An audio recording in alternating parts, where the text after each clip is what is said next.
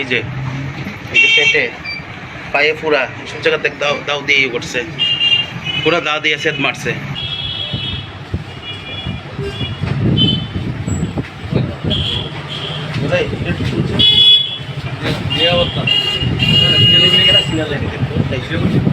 করতেছি আমার পার্টির মাল বাইরে ডেলিভারিটা মিলাইতেছি, তখনই দেখি ৬-৭ জন হেলমেট পরে আমার আক্রান্ত করে গেছে। মারাত্মক সবার হাতে দা আসলো, ক্রিস আসলো, তারপর রড আসলো। আমি সবাই ভিডিও ফুটেজ দিমু, বাইকের নাম্বার আমি ট্রেস করতে পারছি। 3টা বাইক আইছে, সবার বাইকের আমি ট্র্যাক করছি। আমি মিডিয়ারে দিমু, যথাযথ মানে আমি বিয়ে দিমু।